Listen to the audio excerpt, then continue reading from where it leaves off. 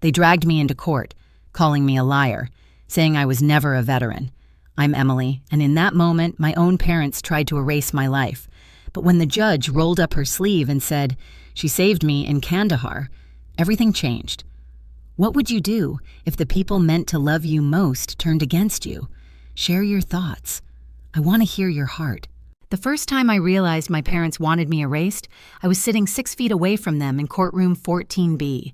The fluorescent lights above buzzed in a steady rhythm, like an old kitchen appliance that nobody bothered to fix. The lemon scent of polish clung to the benches, though it could not hide the weight of dust that seemed to cling to my skin. Outside, Savannah's summer humidity pressed against the courthouse windows, fogging the glass as if the air itself wanted to seep in and watch. I sat alone at the defendant's table, my hands folded, the wood beneath my palms worn smooth by decades of other stories, other families who probably hadn't imagined they would end up here either. My parents were only a few steps away, sitting straighter than I had ever seen them at Christmas dinners or Sunday church. My mother wore her favorite pearl necklace, the one she used to touch lightly whenever she thought about saying something polite but cutting. Her dress looked pressed within an inch of its life, every pleat sharp enough to slice through silence. My father leaned back with a posture that carried the kind of authority he'd once used at neighborhood barbecues, chin raised, expression flat, as if daring the world to challenge him. Between them, their attorney shuffled papers with a calm confidence. He didn't even glance at me when he spoke. His voice rose and fell in rehearsed cadences. A performance meant more for the gallery of reporters and strangers than for the judge. "This," he announced, tapping a file as if it contained the whole truth of me, "is the case of Emily Carter, a woman who claimed to serve, who claimed to wear the uniform of this nation. And yet, on paper, she does not exist." There was a murmur behind me, pens scratching harder, whispers sliding across the room like small winds stirring dust. I caught the side profile of a local reporter I recognized from TV. Her lips pursed in satisfaction, like she had waited for this scandal her whole career. It must have sounded like such a perfect story, the unstable daughter inventing a life in uniform, lying to cover up disappointment, finally caught. I didn't flinch. I couldn't afford to. My silence wasn't submission, though I knew that was how they would frame it. I sat there because I remembered something my old sergeant had told me once under the choking dust of Kandahar. Sometimes the loudest answer is the one you don't speak. The courtroom smelled too clean, too polished, and my mind slid backward to another smell. Hot sand baked in the Afghan sun, thick and metallic in the air. The way it clung to sweat and turned water bottles warm before you could even drink from them. I remembered crouching by a wall, my mouth tasting of iron and grit, my heart pounding with each breath. These memories carried weight no file could erase. But here in Georgia, those memories were invisible. On the polished floor of courtroom 14B, I was only the woman at the wrong table, the one without a lawyer, without even a folder of evidence. Just me, my hands folded, and the quiet hum of a truth I wasn't ready to hand over to anyone, not yet. My father's eyes flicked to me once, quick and sharp, the way he used to look at me when I spilled milk across the kitchen table as a child. That same glance of reprimand, of disappointment, of control.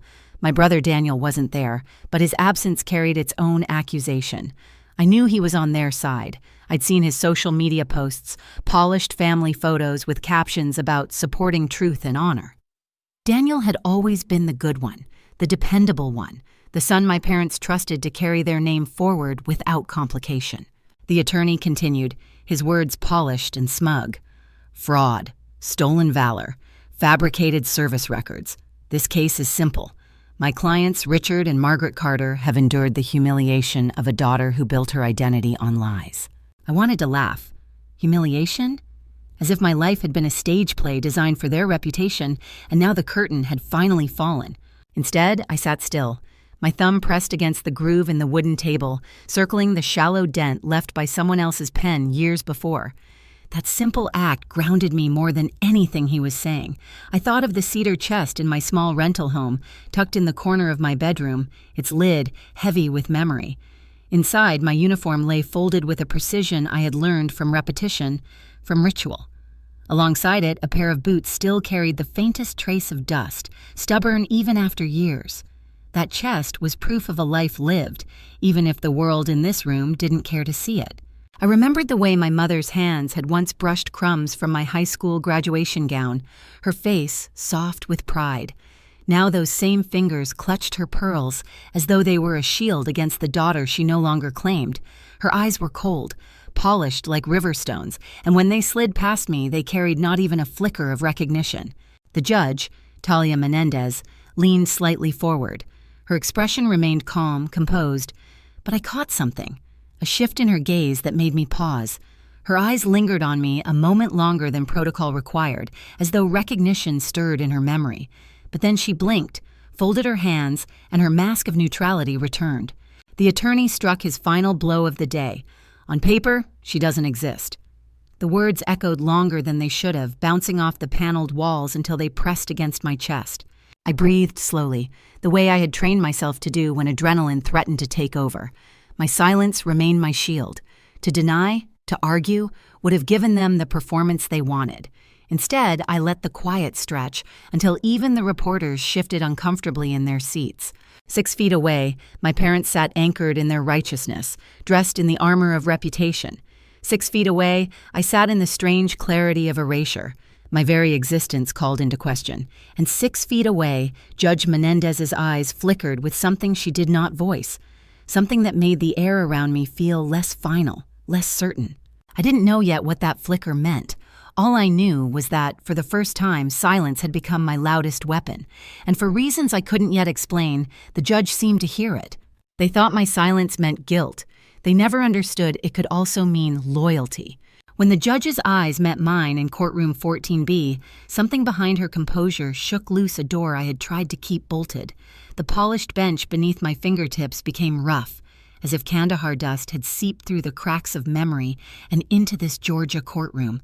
For a heartbeat, I was no longer a woman accused of fraud. I was 24 again, my head freshly shaved at boot camp, my father's parting words still stinging, "Don't embarrass us." The memory arrives like a tide I cannot hold back. I remember the barracks lights at dawn, the way the buzz of clippers echoed against cement walls as hair fell in clumps around my boots. Some girls cried. I didn't. I only felt a hollowness as if something essential had been clipped away with each lock. Outside, recruits posed for pictures, their parents clapping and cheering. My parents stood stiffly, my mother's cold nod barely a gesture, my father shaking his head like this whole endeavor was an inconvenience. Daniel had waved once before slipping away to a graduation party across town where he, as usual, would be praised for his steady charm. I carried their indifference into every push-up, every shouted order, every mile I ran until my lungs burned. Years blurred into sand and metal. Kandahar wasn't the kind of place you saw clearly. The dust was everywhere, inside helmets, between teeth, coating skin in a thin layer that turned sweat into mud. Some nights the wind would scream so hard it buried our tents in grit before morning. I still taste that dust whenever I wake too suddenly, as though it has never left me. I remember the day the convoy was hit, not in sharp detail, more like shards of glass reflecting light at odd angles. The sound first, a rupture that split the air and knocked thought out of my head. The jolt of the vehicle lurching, my ribs cracked against metal, each breath a knife. And then her, Lieutenant Menendez, blood blooming from her side like a flower no one wanted to see. I remember pressing a bandage to her wound with both hands, my fingers slipping, her eyes meeting mine. Through the chaos, through fire and screams and the smell of fuel, she whispered words that have lived in my marrow ever since. Don't stop. I didn't stop. I kept pressure on that wound long past the point my arms went numb. The medevac blades churned the air into a storm, and grit stung my eyes until they watered. But she lived. She lived. And when the chopper lifted away, I collapsed onto the sand, coughing blood and dust, ribs splintered like wood under too much weight. When I returned home in 2018, limping and carrying scars both stitched and invisible, the welcome I had once imagined never came. No banners, no embraces, not even awkward gratitude. Just my mother at the kitchen counter, wiping it down as if cleanliness mattered more than I did, glancing up only long enough to say, "Oh, you're back." My father didn't look up from his newspaper. The only sound in the house was the clink of Daniel's laughter from the living room where he told some story to friends, his voice booming with ease. That was the day I realized service didn't make me belong to them any more than absence had. If anything, it widened the canyon. My scars became an inconvenience, my limp a reminder of choices they had never approved of. They smoothed me out of photographs, out of introductions. I became a ghost in my own home.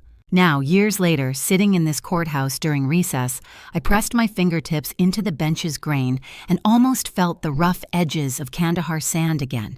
The echo of those medevac blades throbbed in my ears. My silence in court wasn't an accident. It was the same silence I had learned in Dust and Blood, the silence of holding on, of not letting go even when words would have been easier. Judge Menendez's gaze found me again when the room cleared. For a moment, time folded, the courtroom's fluorescent light mixing with the harsh Afghan sun in my memory. She leaned slightly toward me, her voice pitched low, almost hidden under the scrape of chairs. "What was the name of your lead nurse?" The question dropped into me like a stone into deep water. My breath caught, and for an instant I was back in that field hospital. The smell of antiseptic battling with diesel fumes, the nurse's steady hands guiding mine. I answered before I had time to weigh the cost. "Marta Ruiz." The judge's face didn't move, but her eyes softened, a recognition too subtle for anyone else to notice. She nodded, almost imperceptibly, as if confirming something long buried. In that nod, I understood something terrifying and liberating at once. My parents hadn't just forgotten my service. They had rewritten me entirely. To them, I was no more than a shadow they could edit out of the family portrait. But here, across the bench, a fragment of truth lived on in another witness. My silence was no longer mine alone. On paper, I was nobody, and paper was all they needed to bury me.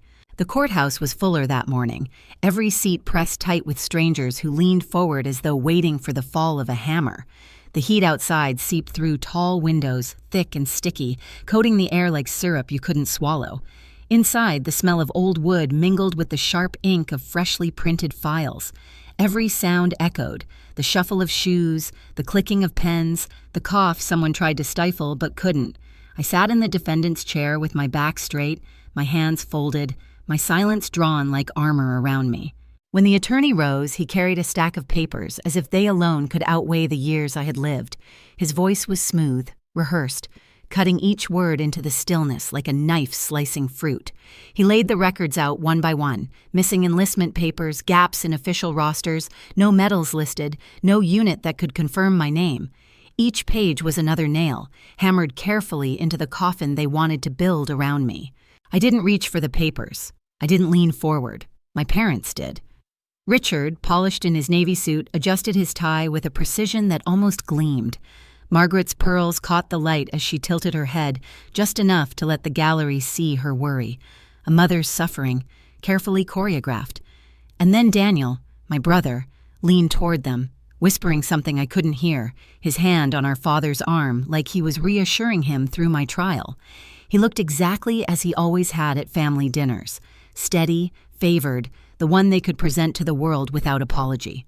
Murmurs rippled through the benches behind me. Reporters scribbled faster, pens tapping against pads. A cousin I hadn't spoken to in years sat with arms folded, eyes hard, as if she had come to witness proof of what she had already decided, that I was a fraud. I felt their judgment pressing in, as heavy as the Georgia heat outside, thick enough to choke. The attorney's words grew sharper. "Ladies and gentlemen, we live in a nation that honors its heroes.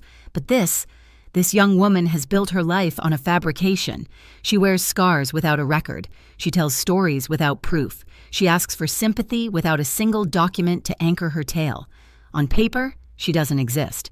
And paper, after all, is the foundation of truth." I closed my eyes briefly.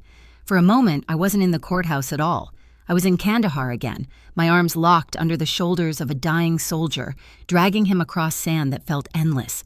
His weight was crushing, his breath wet against my ear as he coughed blood into the dust. No camera caught it, no form recorded it.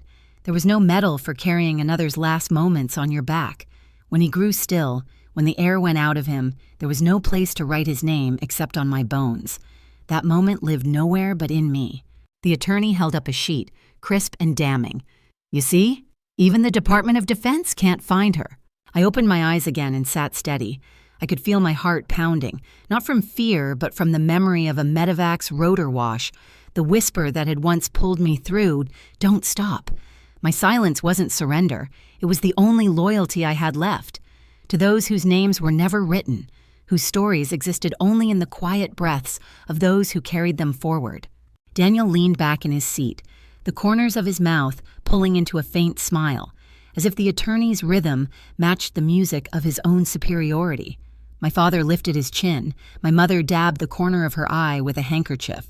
They were a portrait of composed grief, and the gallery believed them.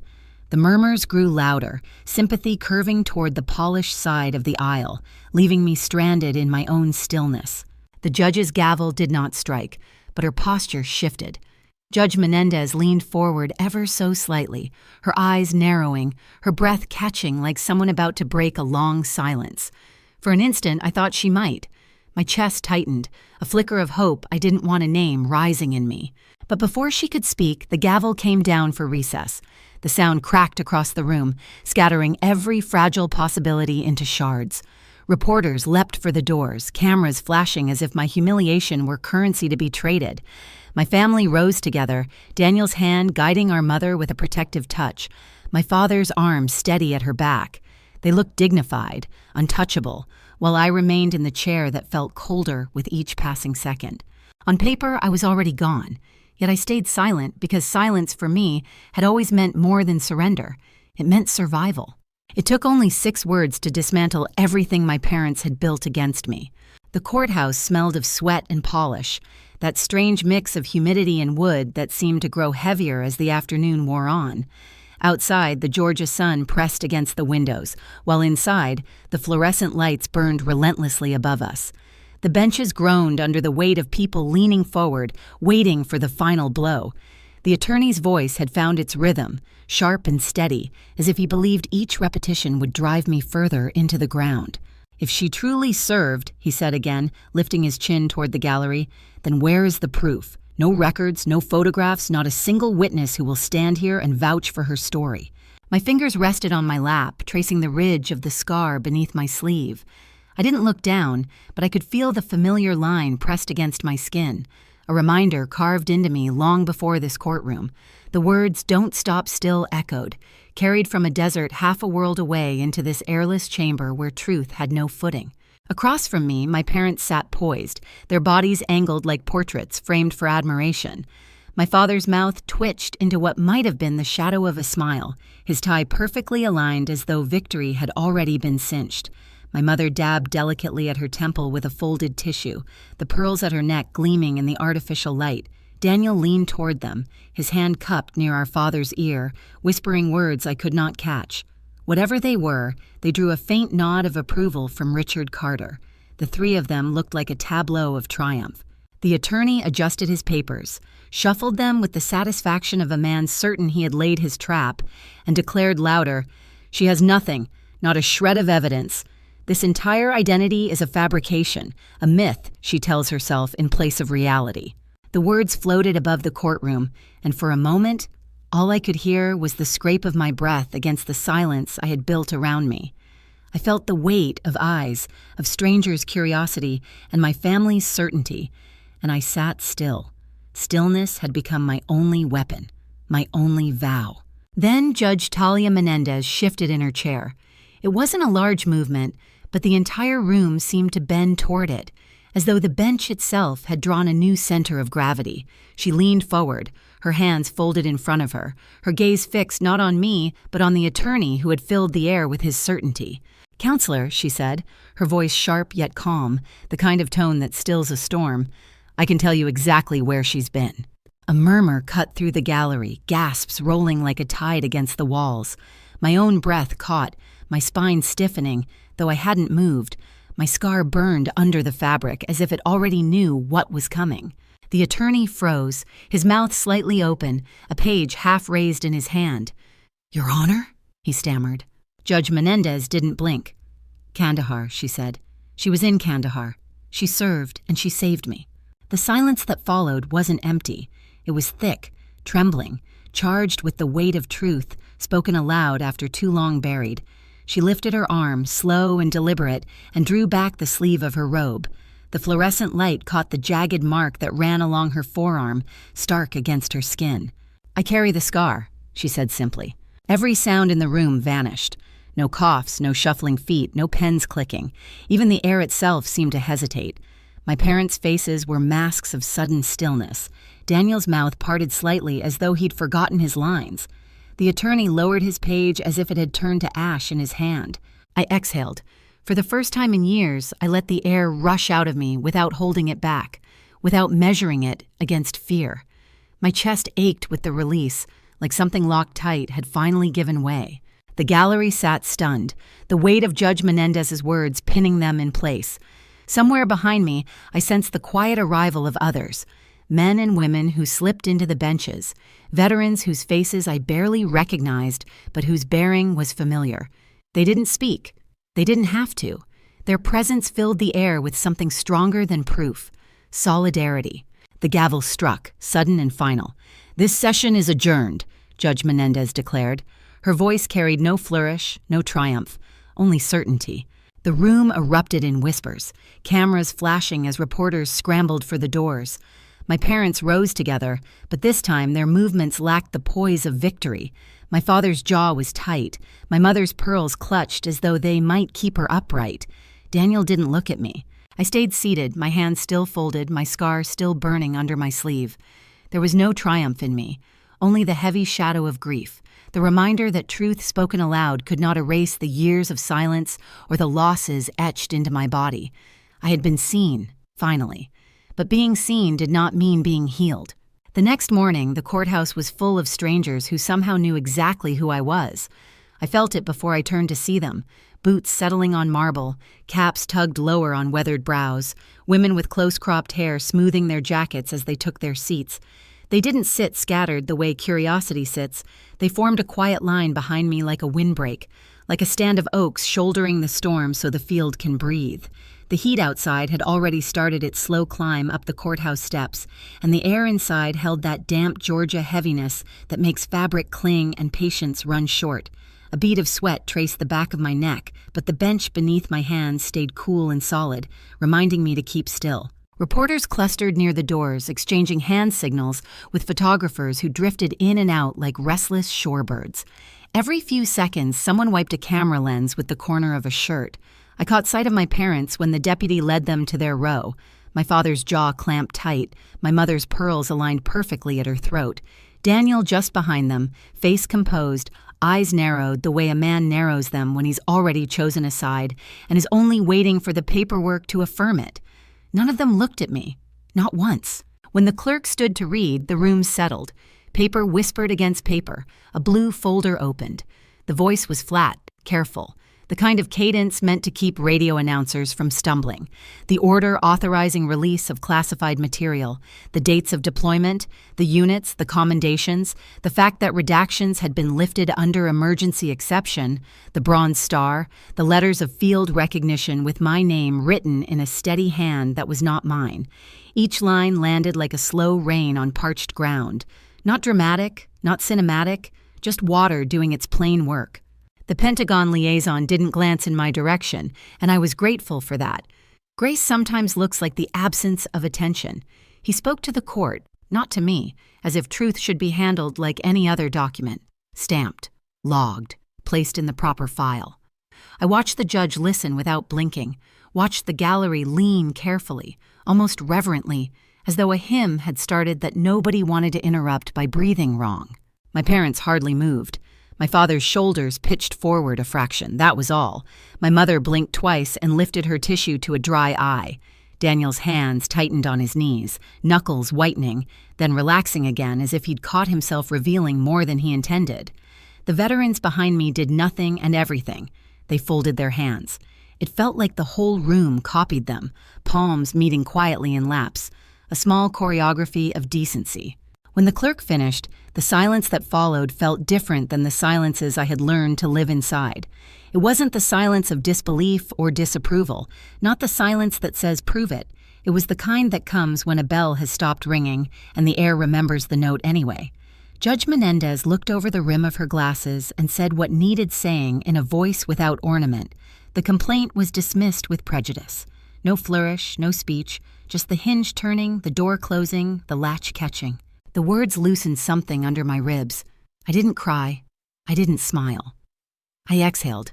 One long, even breath I hadn't allowed myself since I first opened the certified envelope months ago.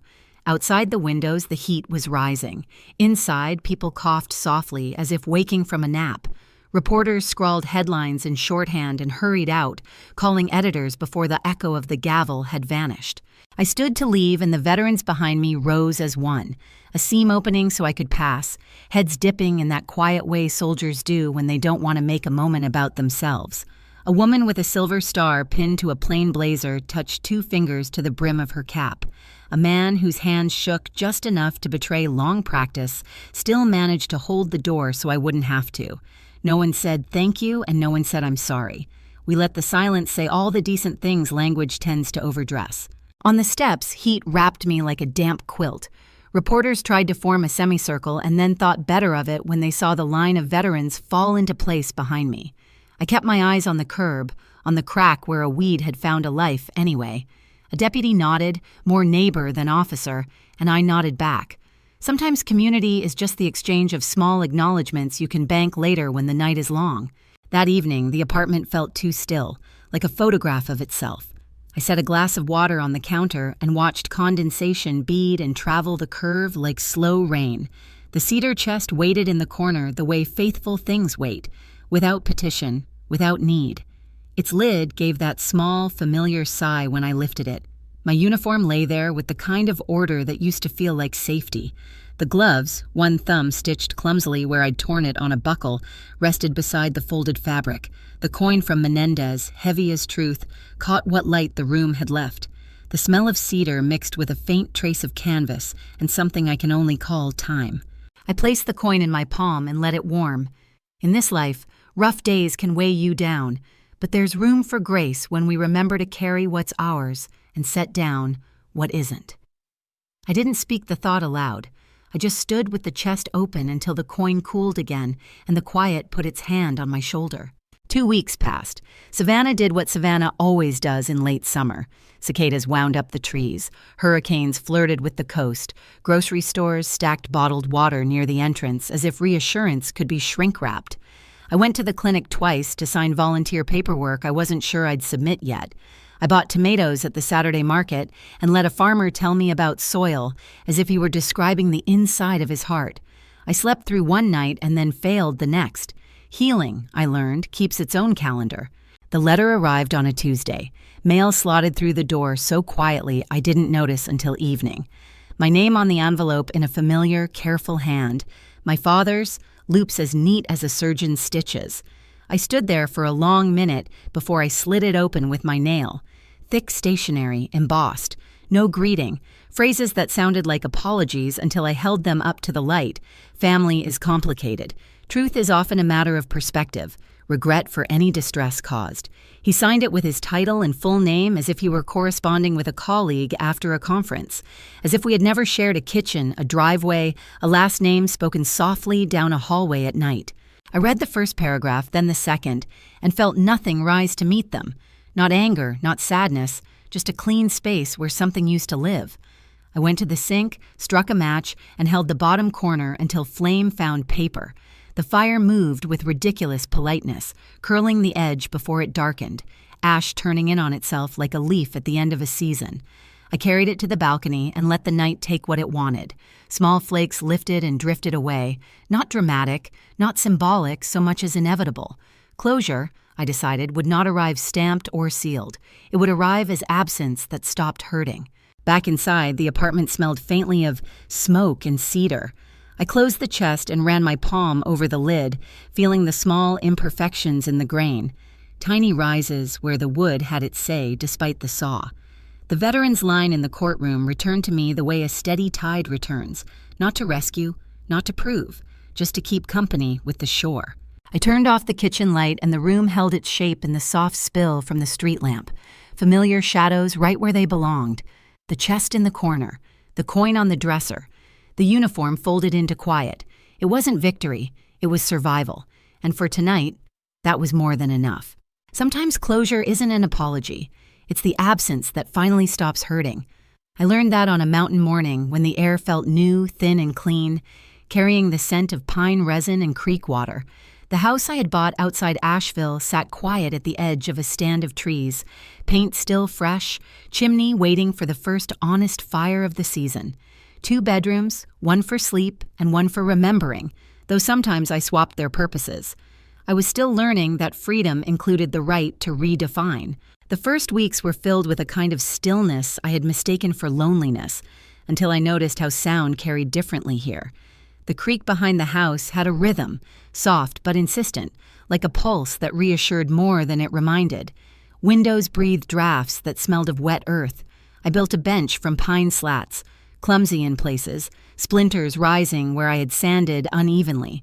It sat in the yard where the grass bent low and the sky came down unfiltered.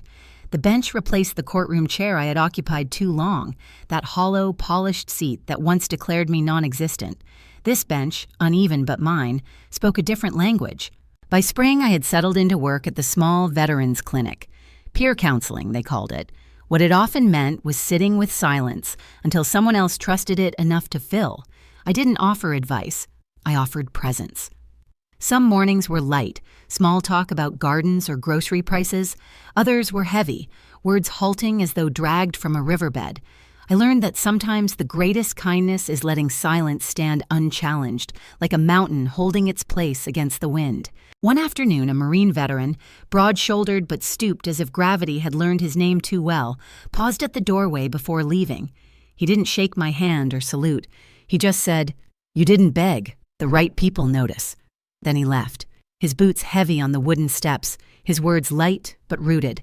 I stood there long after, letting them settle in the quiet, the way seeds claim soil. A week later, the envelope came. No return address. Just my name in block letters, postmark blurred by rain. Inside, a photograph, edges worn, colors fading. My face smeared with Kandahar dust, a streak of blood across my temple, eyes locked forward as if refusing to acknowledge the camera. In the corner, faint but certain, a scrawl. Menendez. I held it in both hands as if it were fragile glass, though it had already survived years folded in someone else's keeping. That evening, I placed it in a frame above the fireplace. Not medals, not certificates, not the parchment that once threatened to erase me. Just a photograph, proof not of heroism, but of existence. Liv came by sometimes after group sessions.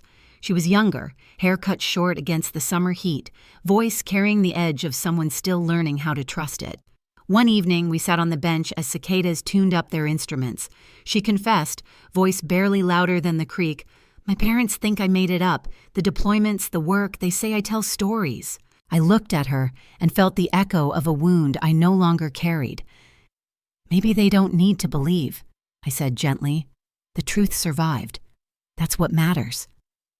She nodded, not convinced yet, but planting the words somewhere inside for later harvest. At night, the house didn't feel empty. It felt spacious, like silence had finally stretched out and relaxed. I kept a small lamp burning on the dresser beside the coin from Menendez. The cedar chest remained closed, its contents no longer demanding rehearsal.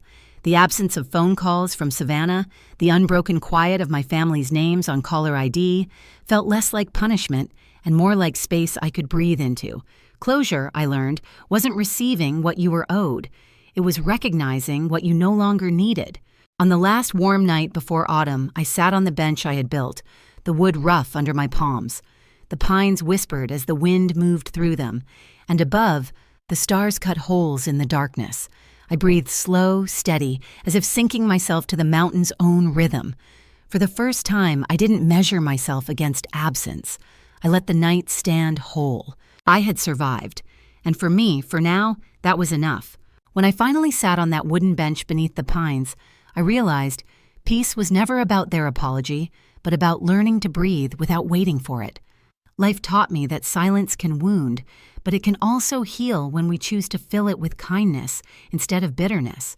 Family may fail us, yet love still finds its way through strangers who stand beside us, reminding us that truth doesn't need permission to exist. If this story touched you, I'd love to hear your thoughts. Share how you found your own kind of peace.